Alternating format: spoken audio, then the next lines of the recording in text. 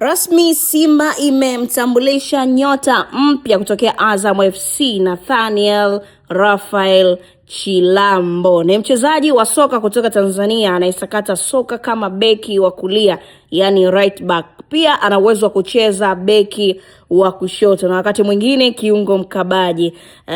Vyote hivyo ni vya kwake. Na ameitumikia klabu ya soka ya Azam FC akicheza misimu ya NBC Premier League kuanzia 2023-24 hadi 25-26 akiwa ndani ya kikosi cha Azam FC. Lakini pia nyota huyu nikikupitisha kwenye historia yake fupi tu, amezaliwa Dar es Salaam Tanzania, ni Mtanzania halisia, lakini alianza kujulikana akiwa Ruvu Shooting kabla kujiunga na Azam FC mwezi Julai 2022.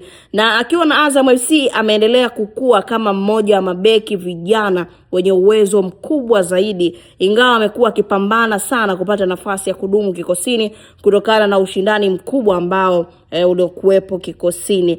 Ameiwakilisha Tanzania katika ngazi za vijana, lakini hadi taarifa zilizopo hajapata mechi yoyote rasmi ya timu ya taifa, yani ile kupata bahati ya kuitwa moja kwa moja kwenye kikosi cha timu ya taifa.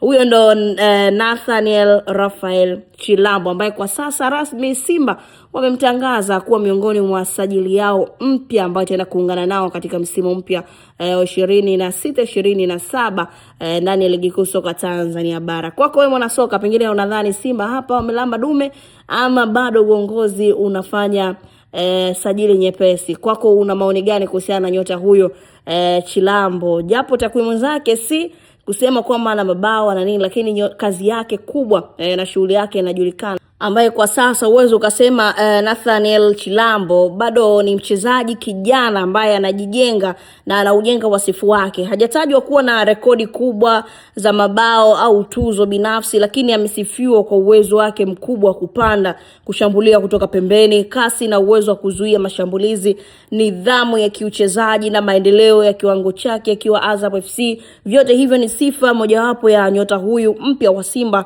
Sports Club, Nathaniel Raphael Chilambo. Mimi naitwa Kaina bwana, ili kwa ni PMTV update nimekusogezea moja ya taarifa mpya ambayo yamejiri hivi sasa, ambapo Simba wameongeza bwana, wanaendelea kuonesha ule ubwela ambao wamesema wataufanya msimu huu kwa kushusha nyota wakali ambao tena kuungana nao katika kuhakikisha Simba anaenda kufanya vizuri na kutamba msimu ujao katika michuano yote ambayo atashiriki. Ila usiache kubashiri na PMBet, maana huko ndo chimbo la wajanja. Ni wetu sasa hivi kujisajili kupitia pmbet.co.tz.